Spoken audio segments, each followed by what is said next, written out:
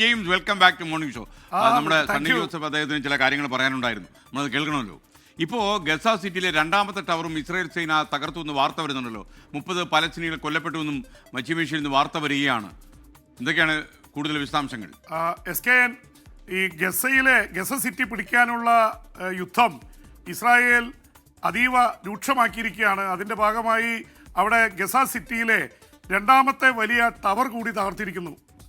കഴിഞ്ഞ ദിവസം ആദ്യത്തെ വലിയൊരു ടവർ തകർത്തിരുന്നു. ഇതൊരു ടവറിൻ്റെ ഒരു ബ്ലോക്കാണ്. അതിൻ്റെ ഉള്ളിൽ ഒരുപാട് പേർ പെട്ടുപോയിട്ടുണ്ടെന്ന് പറയുന്നു.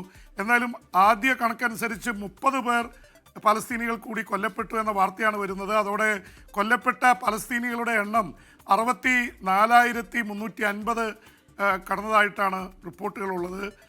എന്തായാലും ഇസ്രായേൽ സേന ഒരു തരത്തിലും പിൻവാങ്ങുന്നില്ലെന്ന് മാത്രമല്ല, അവിടെ പട്ടിണി കിടന്ന് മനുഷ്യർ മരിച്ചുകൊണ്ടിരിക്കുകയാണ്. ഐക്യരാഷ്ട്രസഭ, ലോകാരോഗ്യ സംഘടന പലരും രംഗത്ത് വന്നിരിക്കുന്നു. ഒരുപക്ഷെ സെപ്റ്റംബർ 9 മറ്റന്നാൾ തുടങ്ങാൻ പോകുന്ന ഐക്യരാഷ്ട്രസഭയുടെ ജനറൽ അസംബ്ലിയിൽ ഏറ്റവും വലിയ ചർച്ചാ വിഷയം ഇസ്രായേൽ യുദ്ധവും ഉക്രൈൻ യുദ്ധവുമായിരിക്കും.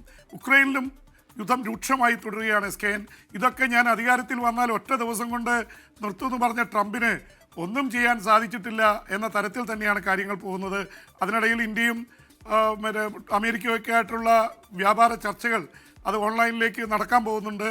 അതൊക്കെ സംബന്ധിച്ചുള്ള വാർത്തകൾ വരുമ്പോഴും ഇസ്രായേലിൻ്റെ കാര്യത്തിൽ ഇന്ത്യ മൗനം പാലിക്കുന്നു എന്നുള്ള ആരോപണം പ്രിയങ്ക അടക്കമുള്ള ആൾക്കാർ ഉന്നയിച്ചിരുന്നു. എന്തായാലും ഇന്ത്യ അതിൽ വളരെ സമർത്ഥമായിട്ടുള്ള നിലപാടാണ്. ഒരേ ഭാഗത്ത് പാലസ്തീൻ്റെ കൂടെയാണെന്ന് പറയുന്നു, മറുഭാഗത്ത് ഇസ്രായേലിൻ്റെ ഒരു ചേരിചേരാ നയത്തിൽ നിൽക്കുകയാണ്. കാരണം ഇസ്രായേലിനെ വിട്ട് കളിക്കാൻ ഇന്ത്യക്ക് വലിയ താല്പര്യമില്ല. കാർഗിൽ യുദ്ധമൊക്കെ വന്നപ്പോൾ ഇന്ത്യക്ക് ഏറ്റവും കൂടുതൽ സഹായം കിട്ടിയത് ഇസ്രായേലിൽ നിന്നാണ്. പക്ഷേ ഇത് മുസ്ലിം വേൾഡ് 200 കോടി വരുന്ന ഗൾഫ് രാജ്യങ്ങളെ പിണക്കാനും താല്പര്യമില്ല. അതിൻ്റെ ഇടയിലാണ് ഇന്ത്യയുടെ ഇത് നിൽക്കുന്നത്. എന്തായാലും ഈ ഇസ്രായേൽ ഗസയിൽ നടത്തുന്ന യുദ്ധം അത് എല്ലാ മാനങ്ങളും കൈവിട്ട് പോവുകയാണ്. ഇതിനിടയ്ക്ക് അമേരിക്കൻ പ്രസിഡന്റ് ഡൊണാൾഡ് ട്രംപ് വീണ്ടും പറയുന്നുണ്ട് ഇനിയുള്ള 50 ബന്ദികളെ കൂടി വിട്ടുകൊടുത്ത് യുദ്ധം ഒഴിവാക്കൂ എന്ന് പറയുന്നുണ്ട്. പക്ഷേ ഇസ്രായേൽ ഇനി പിൻവാങ്ങുമെന്ന് തോന്നുന്നില്ല. ഗസ സിറ്റി പിടിച്ചടക്കി അവിടെ സൈനിക ഭരണം ഏർപ്പെടുത്താൻ തന്നെയാണ് ഇസ്രായേലി പ്രധാനമന്ത്രി ബെഞ്ചമിൻ നെതന്യാഹു ശ്രമിച്ചുകൊണ്ടിരിക്കുന്നത്. പി ജെയിംസ്, നമ്മുടെ ദിനേശ് ഹരിപ്പാട് പറയുന്നു, പി ജെയിംസ് ഫാൻസ് അസോസിയേഷന്റെ ദേശീയ അധ്യക്ഷനാണ് പുള്ളിയെന്നാണ് പുള്ളി അവകാശപ്പെടുന്നത്. ജെയിംസ് അച്ചായൻ പറഞ്ഞത് എസ്കേന് മനസ്സിലായില്ല. ഓണം ആഘോഷിച്ചിട്ടില്ല, അതുകൊണ്ട് ആഘോഷിക്കാൻ വേണ്ടി അവധി വേണം എന്നാണ്. അവധി വേണോ? അവധി എടുക്കാതെ തന്നെ അടുത്തൊരു കൊല്ലത്തേക്ക് അവധി എടുത്ത് ആഘോഷിക്കൂ. Thank you P James.